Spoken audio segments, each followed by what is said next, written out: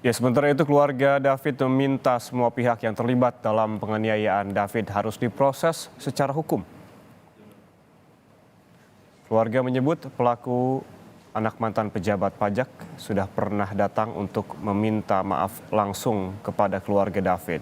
Keluarga menyebut telah memaafkan perbuatan para pelaku, namun tetap akan melanjutkan proses hukum.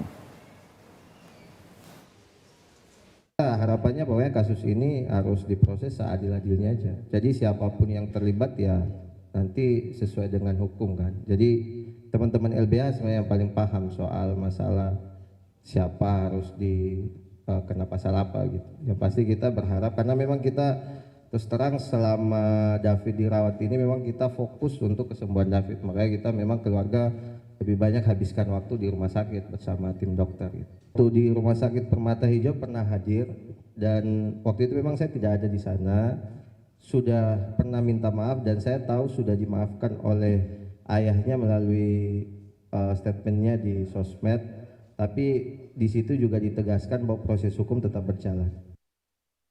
Ya, sebelumnya Mario Dandi, pelaku penganiayaan terhadap David Ozora, diperiksa sebagai saksi di Polres Metro Jakarta Selatan. Dari keterangan kuasa hukumnya, Mario kembali menegaskan bahwa penganiayaan dipicu cerita dari AG, kekasihnya. Mario juga kembali menceritakan peran S dan AG di TKP. Ya, saudari AG menceritakan sesuatu ya kepada klien kami dan karena cerita itulah ya sehingga klien kami itu ingin bertemu dengan saudara David ya. Dan pada saat peristiwa itu juga memang keterangan dari klien kami bahwa di situ kan ada bertiga ya. Ada saudara S dan klien kami dan juga ada saudari AG. Dan klien kami menyampaikan bahwa pada peristiwa itu saudara S dan saudari AG itu tidak berbuat apa-apa, tidak ada menghalang-halangi lah untuk menghentikan perbuatan tersebut. Hingga kini, polisi belum menetapkan tersangka baru untuk kasus penganiayaan David Ozora, anak pengurus GP Ansor. Sejauh ini, polisi baru menetapkan 2 tersangka, yakni Mario Dandi, putra mantan pejabat di Ditjen Pajak Kementerian Keuangan.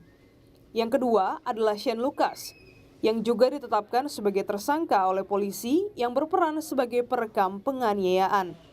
Tim kuasa hukum telah menyambangi Polres Jakarta Selatan untuk mendampingi Shane. Kuasa hukum mengklaim Shane berada di bawah pengaruh dan kendali Dandi saat peristiwa penganiayaan terhadap David terjadi. Kuasa hukum menyebut Shane tidak tahu rencana Dandi untuk menganiaya David.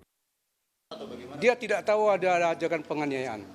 Dia tidak tahu. Dia hanya diberitahukan Shane bahwa ayo kita ke suatu tempat. Suatu tempat itu yang dibilang di Lebak Bulus. Tapi di dalam mobil dia bilang Shane kita waktu dia beralih ke tempat lain, si Shane nanya, kita kemana nih? Udah kamu tenang aja, kamu ikut aja, bahwa kita akan ke tempatnya David, bahwa kita akan ke tempatnya David. Setelah itu nanti kamu ikut aja, kamu tidak melakukan apa-apa, kamu ikuti perintah saya aja gitu. Sementara itu, Komisi Perlindungan Anak Indonesia (KPAI) menerima pengaduan dari AG, kekasih Dandi sekaligus saksi kasus penganiayaan David, melalui pengacaranya. Menurut AG, ia sudah berupaya mencegah Dandi menganiaya David. KPAI akan melakukan pengawasan dan mendorong semua pihak yang terkait dalam pemenuhan hak anak. Kami di KPAI dalam posisi menerima pengaduan dan akan melakukan telaah lebih lanjut terkait kasus posisi tersebut.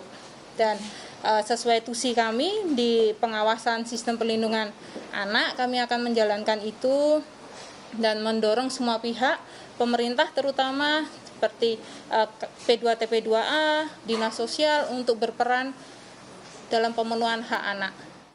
Saat ini, tim dokter mengatakan kondisi David, korban penganiayaan anak pejabat pajak, sudah menunjukkan kemajuan yang sangat signifikan.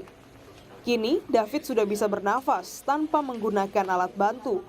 David mengalami trauma pada kepala setelah mengalami penganiayaan oleh Mario Dandi, anak pejabat pajak.